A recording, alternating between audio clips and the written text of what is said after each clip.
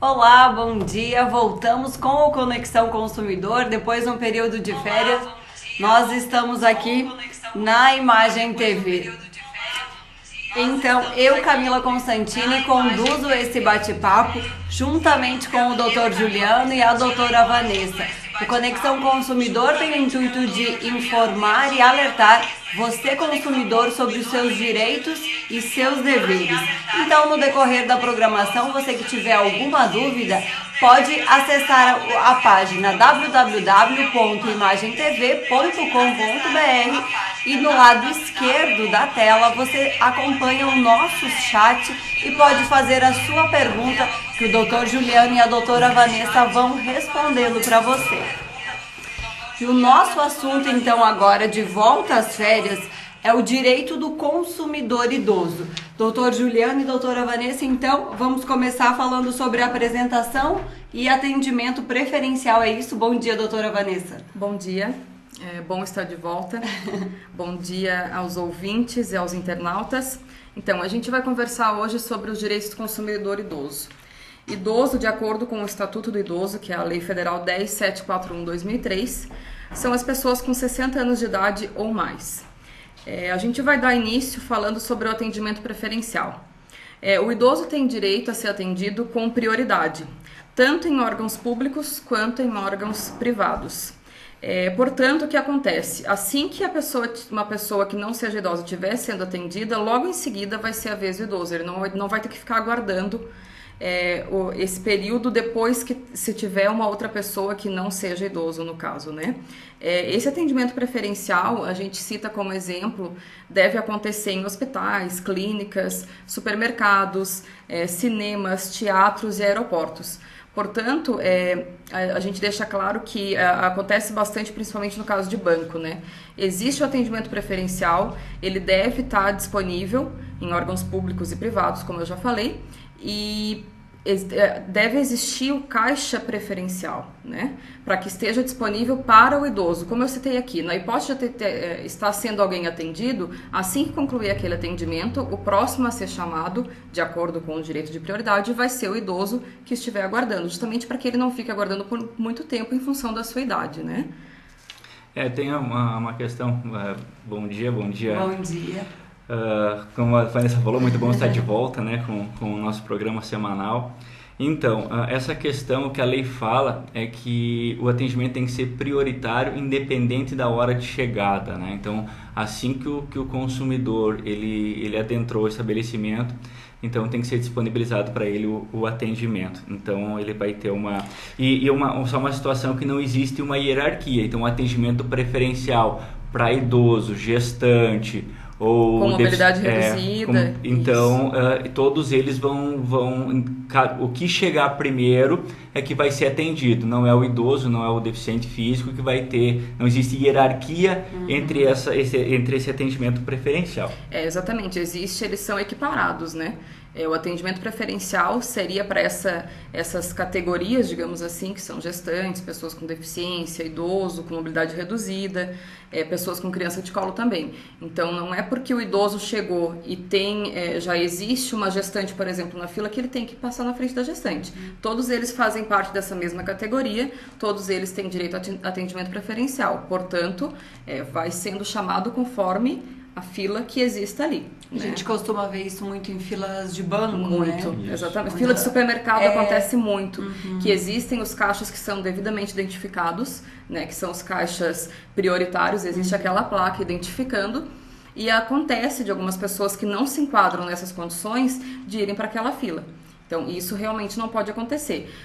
Porém, se naquela fila estiverem somente as pessoas que se enquadram como pessoas que têm direito a atendimento preferencial, aí nesse caso vai ter que aguardar a fila normalmente, tanto gestante quanto idoso e assim sucessivamente. Se a pessoa está nessa fila, existe uma diferença entre o caixa exclusivo e o caixa preferencial. Quando o caixa é preferencial, a pessoa pode estar naquela fila, só que se chegar alguém, ele vai ter que dar a vez. O caixa exclusivo, a pessoa não pode nem utilizar, porque ele é exclusivo para essas pessoas. Então depende de como é colocado no estabelecimento, se é colocado como caixa exclusivo ou se é colocado como caixa preferencial. Exatamente. Então, dando sequência, agora vamos falar sobre o plano de saúde, né? É um tema bem controverso, existe até uma divergência nos tribunais, ali, né, com o entendimento do próprio PROCON, que na medida que a gente for explicando, a gente for explanando aqui, a gente vai explicando quais são as diferenças para os diversos tipos de plano de saúde. O que o Estatuto do Idoso diz é que não pode haver, né, discriminação e aumento exagerado de preço em virtude da idade. Ou seja, a partir do Estatuto do Idoso, a última faixa etária de reajuste é com 59 anos. Não pode haver reajuste a partir dos 60 anos, certo? Mas existe uma outra situação. Existe uma situação dos planos de saúde que são antigos, né? Que foram assinados, os contratos foram assinados antes do Estatuto do Idoso entrar em vigor. Então, existe uma coisa que é, para quem contratou um plano de saúde antes de 2 de janeiro de 99, como é que funciona? Para quem assinou o plano de saúde antes de 99, vale as regras que foram contratadas, correto? Então, se existe essa previsão de aumento acima dos 60 anos, então, a princípio, ele teria validade, né? Existe também um segundo enquadramento, que é para quem assinou o contrato entre 2 de janeiro de 99 e 1º de janeiro de 2004, ou seja, antes também de entrar em vigor o Estatuto do Idoso. Nesse caso, já existia a exigência da regulamentação de no máximo 7 faixas etárias, e a última faixa seria 70 anos ou mais. Nesses dois casos que a gente falou, que valeria isso que foi contratado, existe também uma exigência de que esse aumento para a última faixa etária, ou seja, no primeiro caso, para os contratos antes de 99, onde vale o que está contratado, também não pode haver um aumento exacerbado, né? Exacerbado. O que seria isso? Um aumento superior às margens que são praticadas nos outros índices de faixa etária.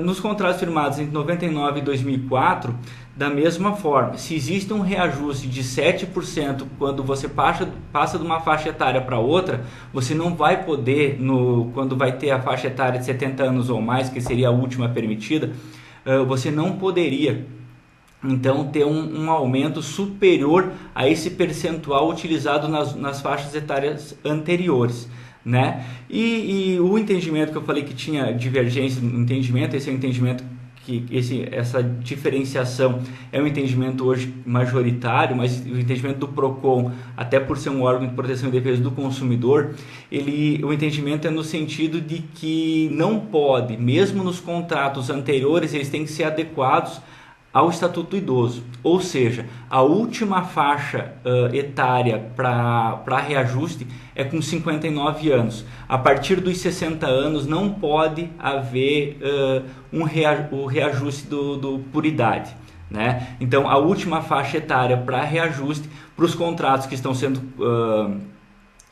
assinados hoje, né? Então, a partir de 2004, então não pode haver reajuste para quem tem 60 anos ou mais. A última faixa etária, então, 59 anos. Pode ir.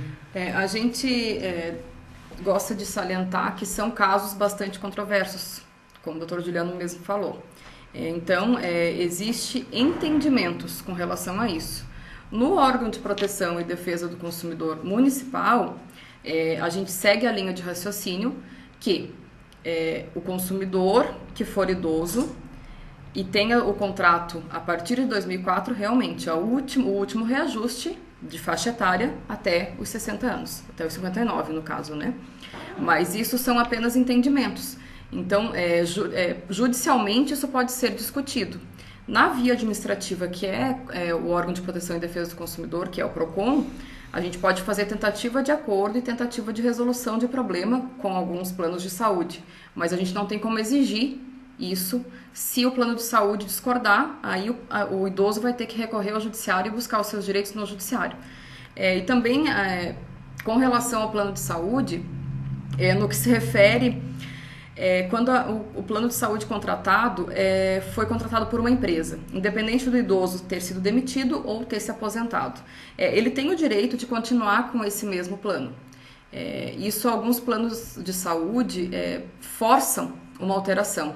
Essa alteração, se não for por vontade do consumidor, ela não pode ocorrer.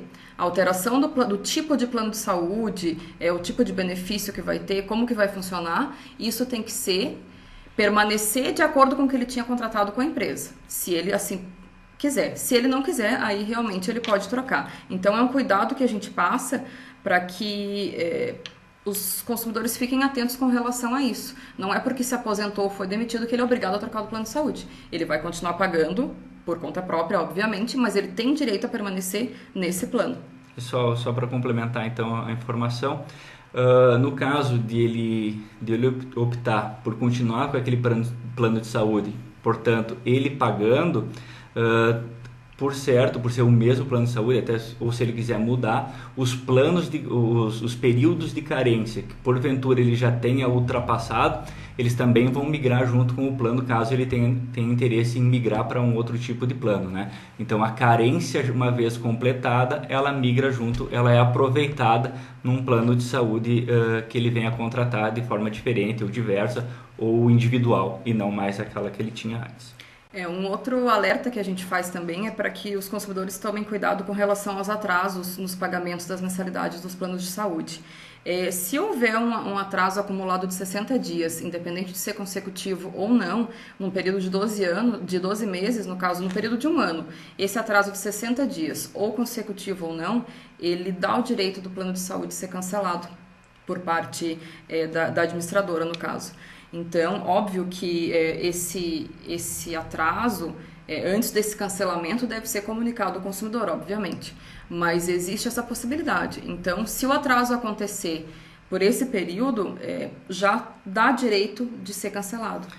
Então, uma dica importante, porque se porventura o consumidor, né, que aderiu a esse plano, ele não receba o boleto para pagamento em casa, então que ele procure o seu plano de saúde, o corretor ou quem o vendeu, para que faça a emissão do boleto, porque ele sabe que existe um pagamento mensal e consecutivo, né? Então, caso ele não receba, ele sabe que ele está devendo, e essa desculpa de não receber o boleto não vai poder ser utilizada depois, caso haja o cancelamento pela inadimplência por um período de 60 dias.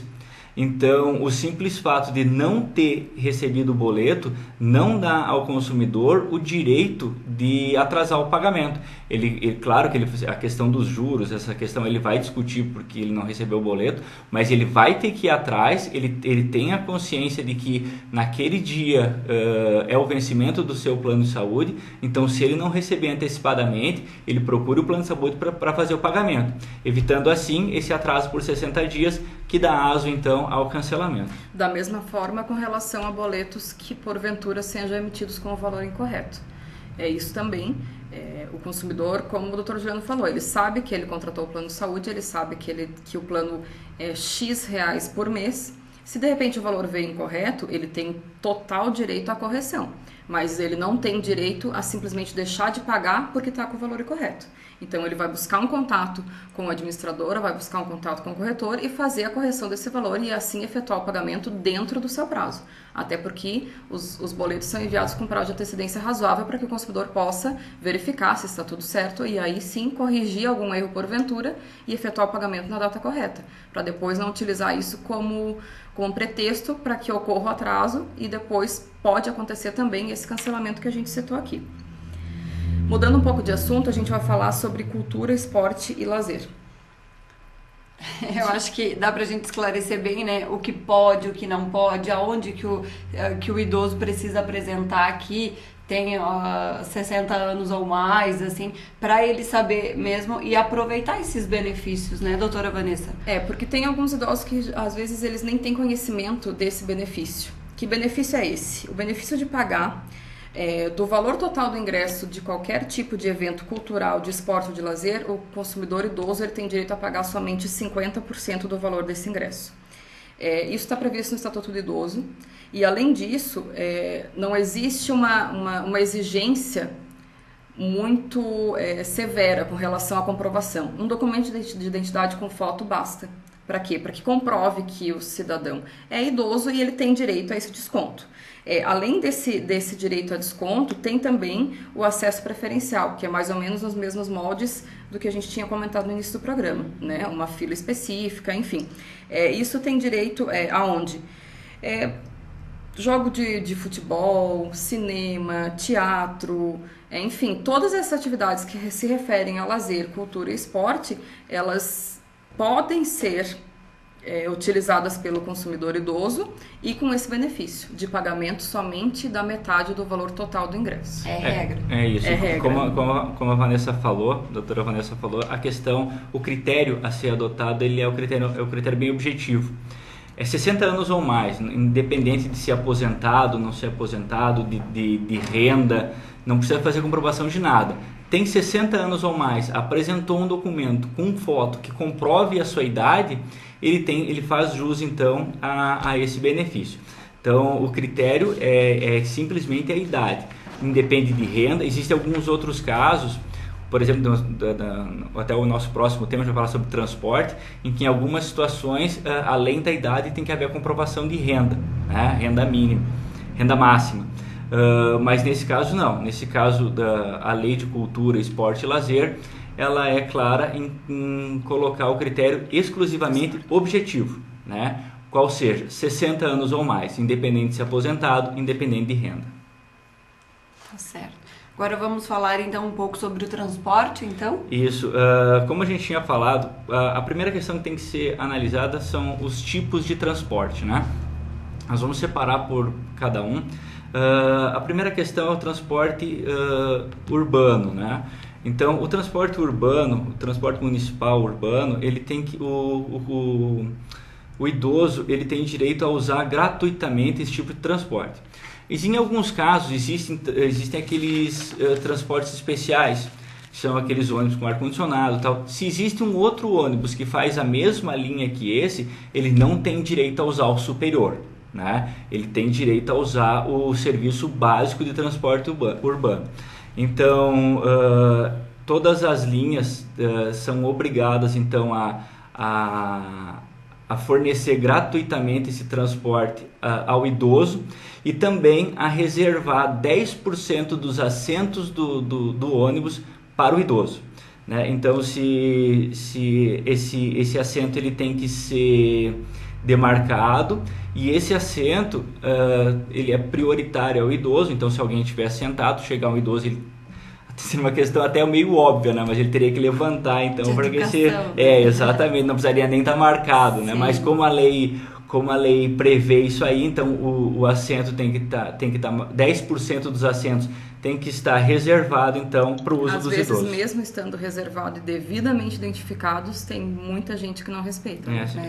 E faz de conta que não é com ele, né? Faz de conta que não viu, que foi o idoso que entrou. Então, justamente para esse tipo de pessoa que não tem o bom senso e educação, é que existe a determinação de que fique demarcado e claramente a disponibilidade de 10% desses assentos, né? E se, por exemplo, assim, o idoso, por exemplo, aqui em Lages, que só tem um tipo de transporte urbano, né?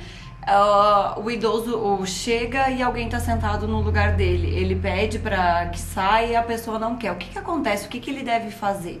Ele deve chamar quem? Avisar quem? Nesse caso, como existe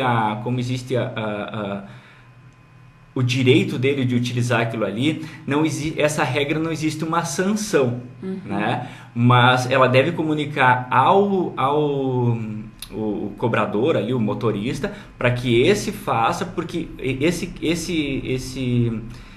esse profissional da empresa, ele exija com que aquela pessoa saia daquele local, porque como essa regra é para a empresa, não é para a pessoa.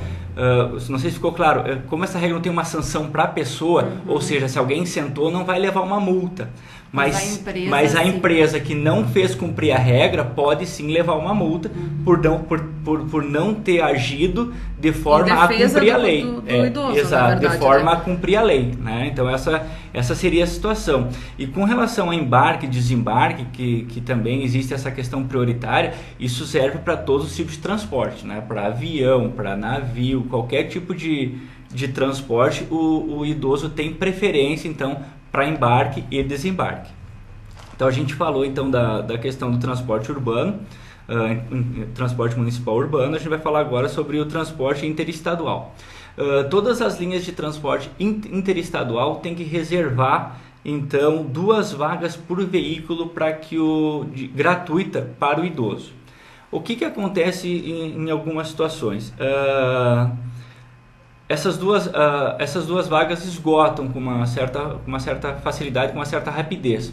E qual seria o direito dos outros idosos que não conseguiram então fazer a sua reserva das 2 passagens por carro? Então esse idoso ele vai ter 50% de desconto no preço da passagem. Então toda a linha de transporte interestadual ela tem que reservar 2 vagas para o idoso, né? Essas vagas são gratuitas. E para os demais idosos que queiram fazer uso daquela linha, caso as duas vagas já estejam completadas, então ele tem direito a um desconto de 50% na passagem.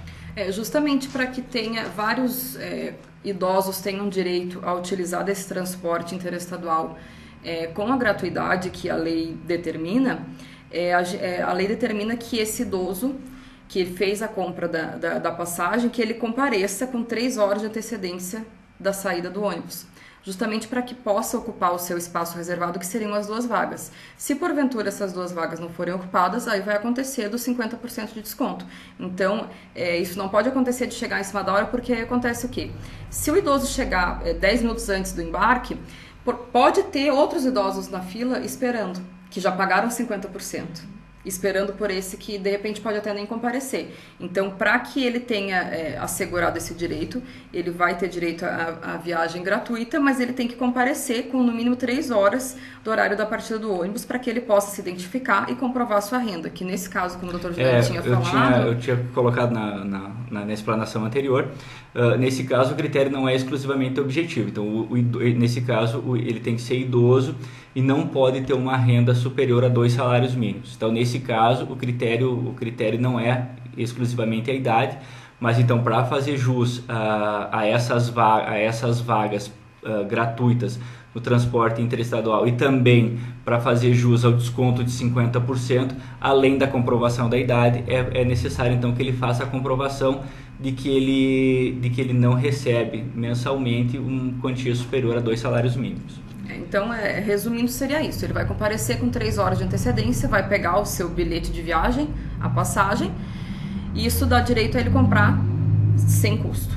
E aí, com até 30 minutos de antecedência da hora de embarque, ele comparece para comprovar que ele vai utilizar daquele benefício. Porque, caso contrário, se ele não comparecer, aquelas 2 vagas ali podem ser vendidas para outros idosos que cheguem no período, ou então durante que vão usar da gratuidade, ou então dos 50% do valor. E uma situação, a idade é comprovada, conforme foi dito no transporte municipal, qualquer documento oficial com foto, né, que possa comprovar que a pessoa tem 60 anos ou mais, e o comprovante de renda, ele pode ser comprovado ou se a pessoa for aposentada pelo seu comprovante, o comprovante de recebimento do INSS, ou até com a sua própria folha de pagamento, né? Então, a forma que o idoso tiver de comprovar que ele não tem uma renda superior a 2 salários mínimos, ela é válida para fazer a prova, mas ele tem que fazer a prova, tanto da idade,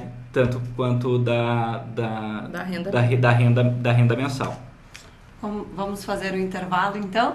A gente vai para um rápido intervalo e se você ficou com alguma dúvida, pode fazer a sua pergunta pelo chat no site da Imagem TV, que na volta o Dr. Juliano e a doutora Vanessa respondem para vocês. Nós já voltamos.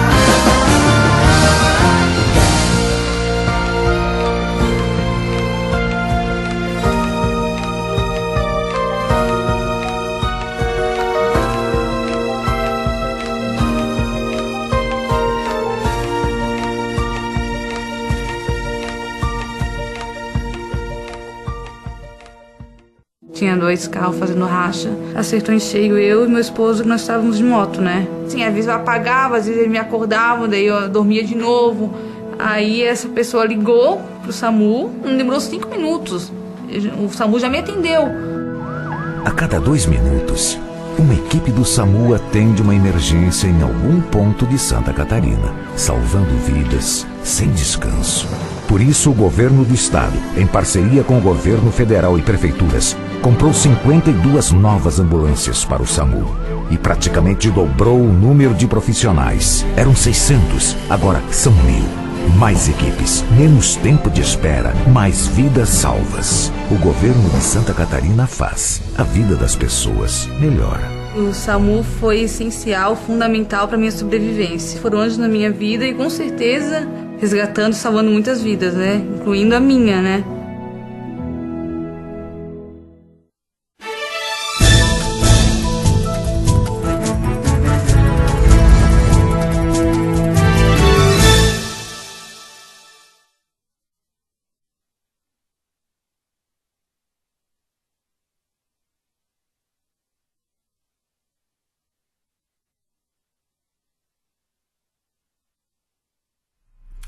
Voltamos então com mais um Conexão Consumidor aqui pela Imagem TV. Olha só, nós recebemos também a informação de que além do site você pode também, através do WhatsApp, você pode mandar a sua sugestão. O telefone é o 9101-8141, 9101-8141. É o WhatsApp daqui da Imagem TV. Você pode mandar a sua sugestão, a sua dúvida, que o doutor Juliano e a doutora Vanessa esclarecem para você durante a programação. E agora, então, nós vamos falar um pouco sobre estacionamento, né, doutora Vanessa? O que os idosos devem saber com relação aos estacionamentos? Com relação aos estacionamentos, os idosos devem saber que os estabelecimentos públicos e privados, eles devem disponibilizar 5% do total de vagas devidamente identificados que são para idosos. Isso deve ser reservado e posicionado de uma maneira que facilite o acesso do idoso, né? Isso deve acontecer também em ruas e espaços públicos também deve ser sinalizado. Então esse 5% ele tem que estar devidamente identificado e no local de fácil acesso para que fique mais cômodo para o idoso. É bom eu reforço isso, que é tanto espaço público quanto espaço privado. Então, na hipótese de o consumidor idoso se dirigir até um local que não tenha disponibilizado essa vaga, essa quantidade de 5% de vaga para idoso, ele deve se dirigir até a administração do estabelecimento e solicitar para que isso seja feito, né?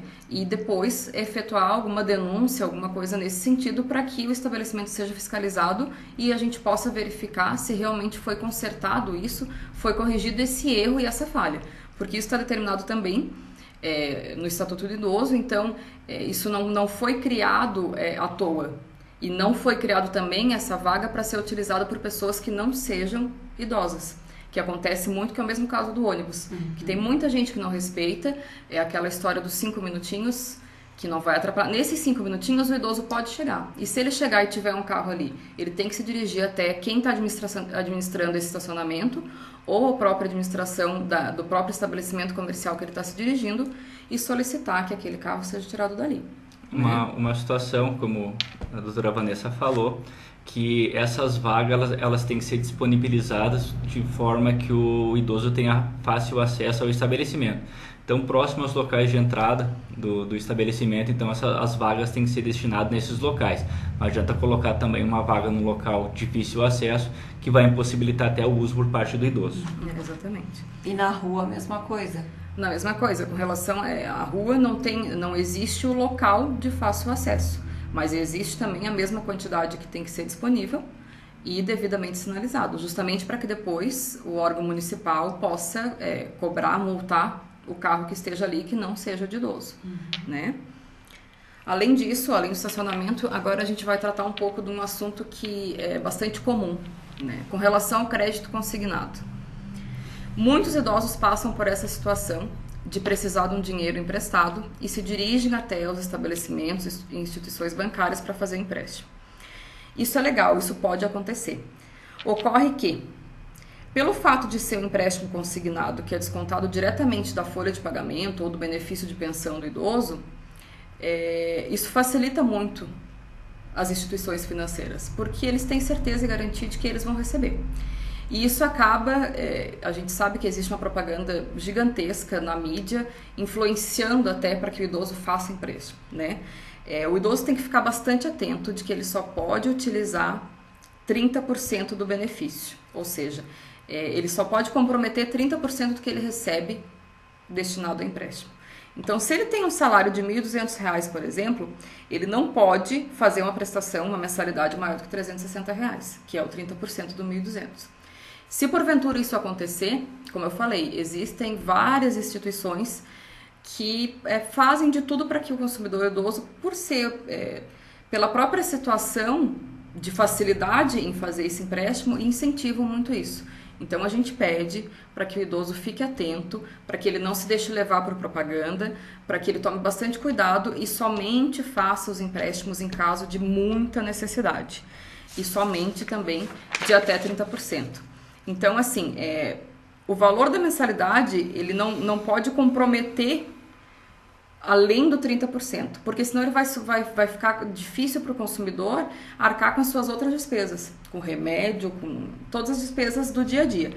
Então, ele deve ter bastante cuidado com relação àquelas propostas que os bancos fazem, as instituições fazem, de valores exorbitantes, de tudo muito fácil, tudo muito simples, e depois o consumidor, naquela ânsia, naquela necessidade, ele acaba fazendo o empréstimo e depois ele se arrepende.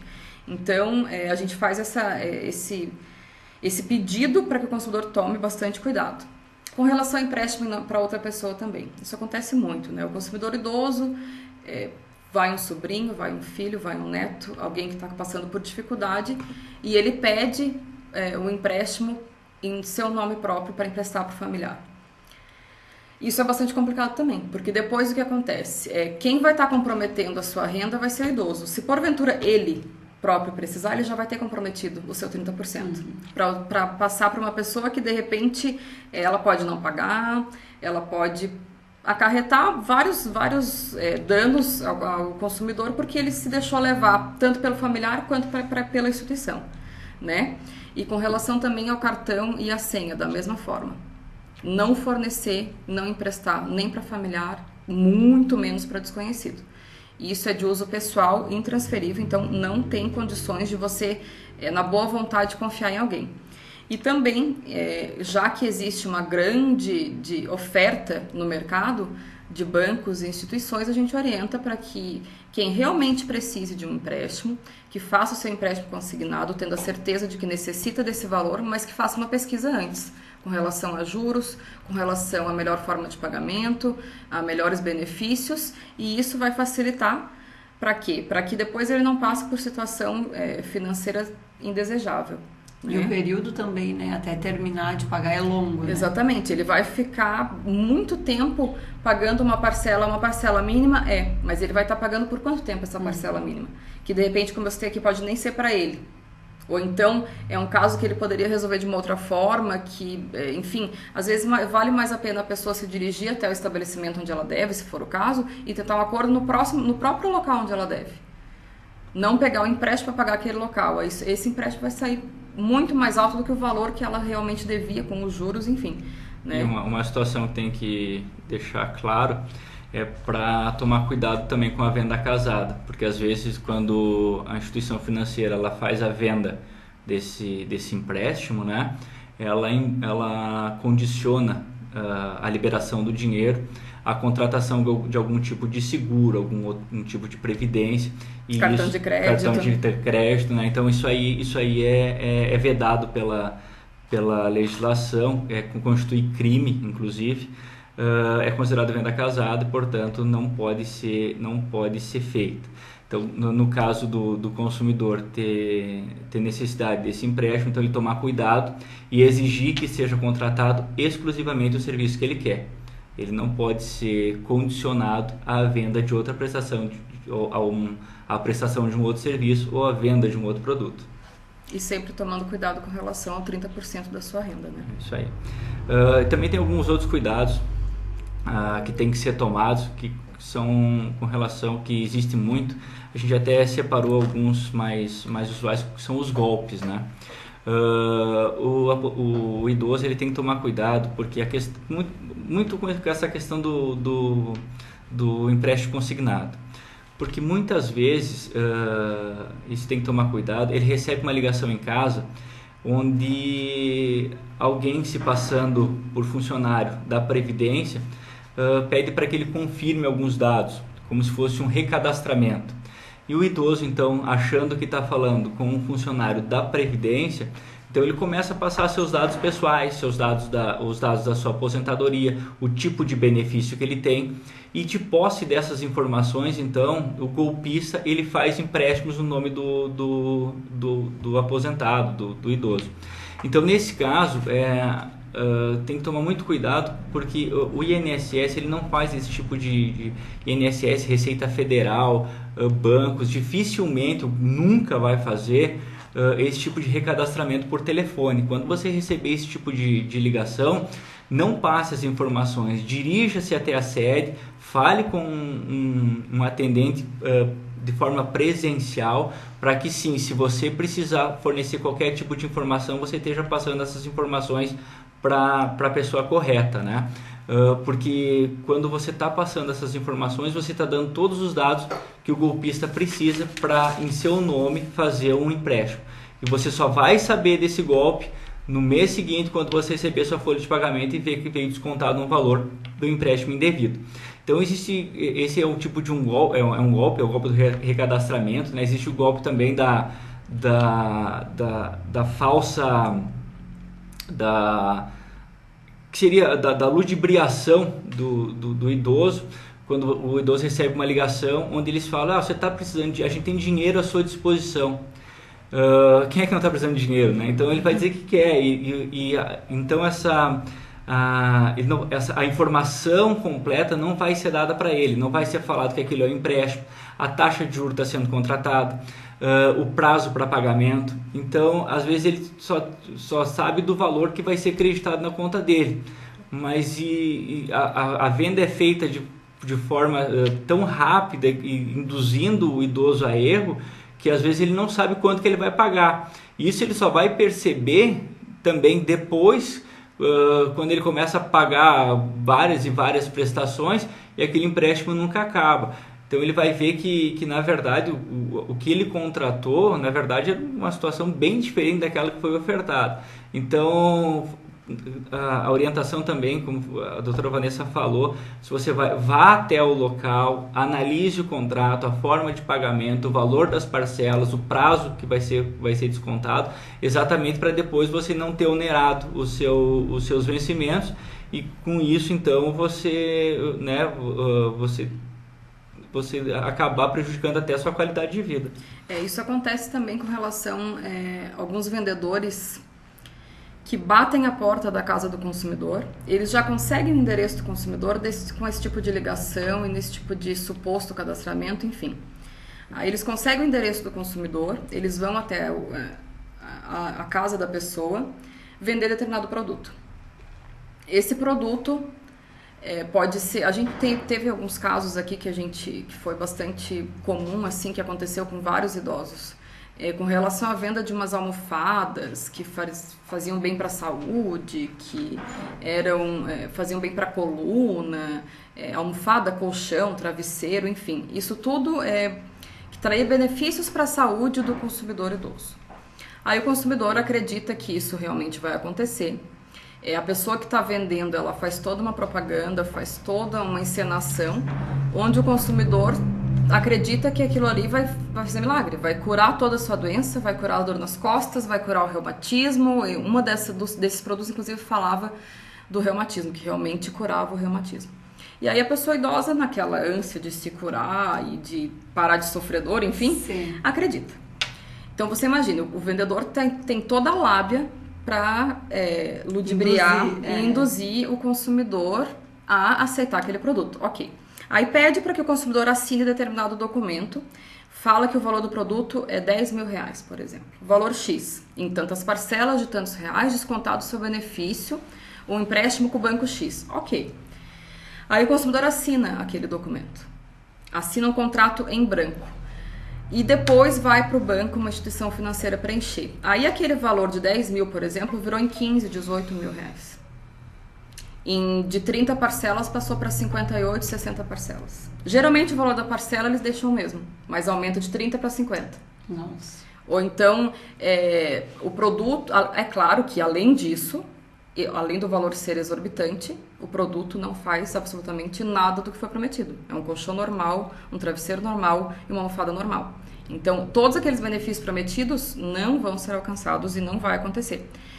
E aí, quando o consumidor se dá conta, está descontando da parcela do benefício dele, da aposentadoria dele, o valor X. Ok, só que quando ele vai ver a quantidade de parcelas, ele vai ficar pagando por 10 anos, 6 anos, um produto que ele recebeu que não faz absolutamente nada. Então, tudo isso acontece dentro da casa do consumidor.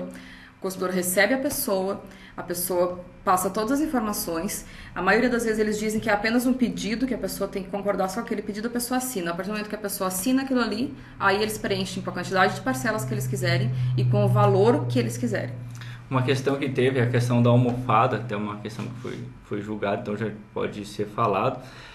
Aqui em Lages mesmo, teve uma ação do Ministério Público onde foi considerado que aquilo ali também era uma prática abusiva de venda, que até propaganda enganosa tal, e os consumidores eles foram ressarcidos, né? A empresa foi obrigada então a devolver o dinheiro para os consumidores, porque aquilo ali não servia ao fim que se destinava. Né? E além de não servir, tinha esse problema com relação a valores, né? Exato. Que eles vendiam o produto pelo preço X e na verdade era o preço Y.